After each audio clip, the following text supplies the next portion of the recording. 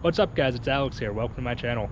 I've been getting a lot of questions lately on how I'm able to do a lot of the things that I do at such a young age.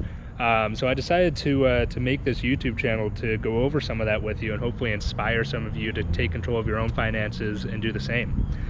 So today, I figured I'd start off with the car that I own. It is a 2016 Dodge Charger SRT 392. And I bought this entirely on my own at 20 years old, and I am about to sell it now just over a year later, and it will have cost me $0. So we're sitting in the car now. It's starting to get a little bit cloudy outside, and I just didn't want to be standing out there in the rain. So I figured I'd take you in here and show you a little bit about what we're talking about here. So you can see this is the interior of the car. It is my own car, for anybody of you that might be wondering. There are 12,624 miles on it. I have put those on almost all entirely by myself. It came with about 600 miles on it to start with. And right here is the actual original window sticker. So you can see when this car was first sold, it was just barely under a $60,000 MSRP vehicle. So what I'm going to go over is how at 20 years old, I, without any help from family, was able to save up this money with just a standard job, go and buy this car myself, and how now a year later, I'm going to take this car to a dealership, trade it in, and make money on the deal. So we're going to take you inside and let's go take a look at all those numbers. All right, guys, so now we're back inside my apartment at my desk. Let's go over all these numbers.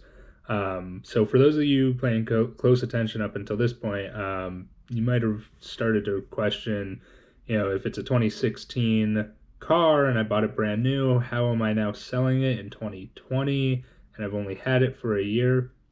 So that brings me to the first part of this whole situation, and probably the most important, and that would be the initial deal that I got for the car. So this car, when I bought it, it was 3 or 4 model years old. It was still a brand new car though. There was a customer in South Carolina that ordered this car specifically the way that they wanted it spec'd out, that just happened to be the exact same way that I wanted mine spec'd out. And eventually they canceled the order. The dealership that ordered the car still had to take delivery of it. They got stuck with it. There wasn't a market for that kind of car in that area, and the dealership wasn't willing to let go of it. So they just held on to it, and it sat and it sat and it sat for a long time. So the MSRP on the car was $60,000. When I found the car, they were asking $50,000 for it. And I eventually got in contact with the general manager of the dealership, and I explained to him exactly where I was coming from, why I thought the car was overvalued at that $50,000 price tag, and I made an offer to them of $40,000. Now, it took them about 3 days to get back to me, but they did eventually take the deal for $40,000, and a short few days later, I was on a plane down to get the car, and brought it back up here, and I've been driving it ever since. So, that being said, the initial purchase price of the car was $40,000 completely flat. So that makes the numbers really easy to look at. And we're going to be doing a little bit of rounding here just so it's easier for you guys to follow along. You'll get the gist of it. It doesn't need to be too nitpicky. So when I bought the car for $40,000, that was just the purchase price of the car. That was no taxes or fees included. So that obviously added to the price. But the way that we're going to go through this so it's really easy to track is we'll just talk about the expenses and what I'm going to be getting out of the car by the time that I have completely sold it. So expenses started with a down payment. I put $15,000 down on the car. And I also opted to get an extended warranty with the car. Now, we're not going to add this to the expenses now because that was just included in the down payment that I put down. But it's important, and it'll come back up later. I paid about $1,100 for that extended warranty. So with the $15,000 down after taxes and fees and the extended warranty added to it, I had a loan for 60 months at $504 a month. So now about a year later, I've made 12 payments on that loan for $504, bringing it to a total of $6,048 paid to the bank to borrow the money so that I could purchase this car. On top of that, shortly after I purchased the car, I was concerned about, the quality of the car. I wanted to keep the value up, so I paid about $2,000 for a paint protection to be put on the car. That included a ceramic coating as well as a clear bra over the front of it, done in XPEL.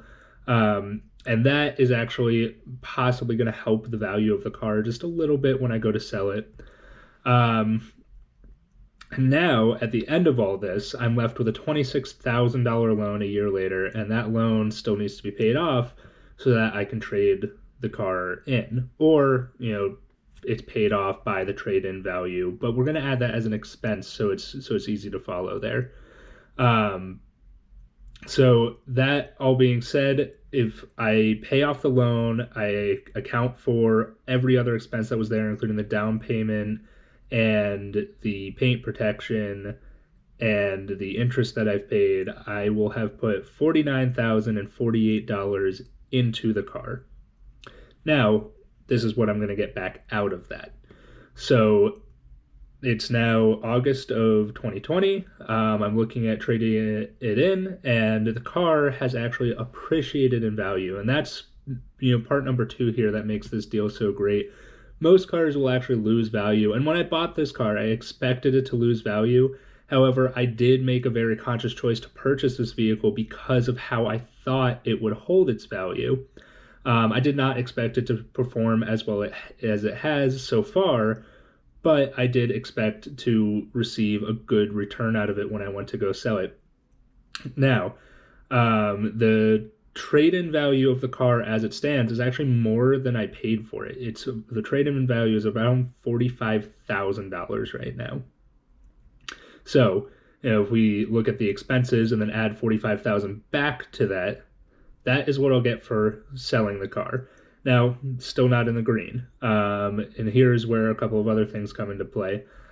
The extended warranty that I talked about earlier was about $1,100, and that warranty came with a clause that if I didn't break into the mileage point where that warranty came into effect, that I could be fully refunded for it. So I will be getting $1,100 back for the extended warranty because I've only put 12,000 miles on the car. I'm nowhere near using that extended warranty. And I have a bit of a rare circumstance where shortly after I bought the car, I started to have a lot of issues. I took it to the shop. It was in there for months on end. There's just one repeating issue that we couldn't quite figure out.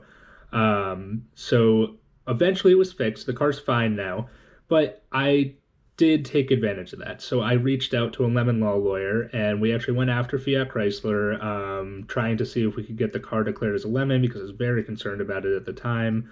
And ultimately, the car was not determined to be a lemon, but Fiat Chrysler decided to give me a settlement of $5,000 just to kind of compensate for what I thought was lost value in the car. So the car title has not been branded with a lemon, which means it'll still trade in just fine, as if none of this had ever happened. So that's another $5,000 back.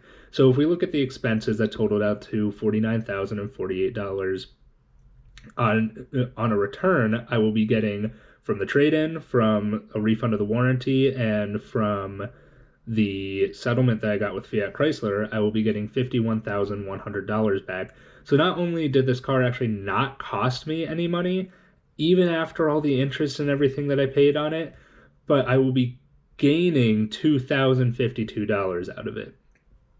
And, a lot of you are probably thinking, well, that's a rare circumstance that I got some money back from the dealer. And it is.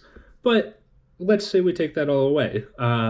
If we look at it this way, if we're going to take away the money that the dealer gave back to me, then let's take away any of the extras that I put into it too, just to make it fair and square across the board. Had I bought this car, not put anything extra into it, and I just held it for a year, I didn't get anything extra out of it, come to a year later, I would still get my extended warranty back.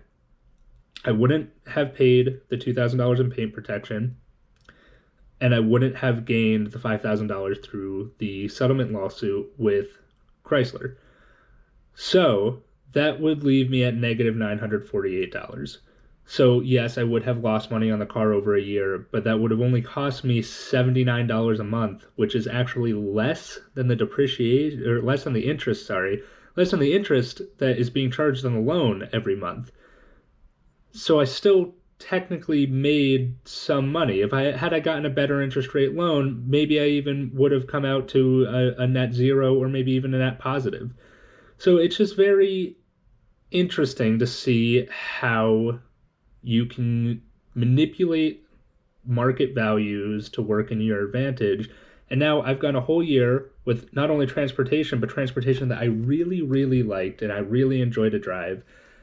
And it cost me much less than most people will pay for a year on city bus fares or paying for a lease on a car or something like that. Now, I do have to admit this is an even more rare circumstance due to the pandemic right now.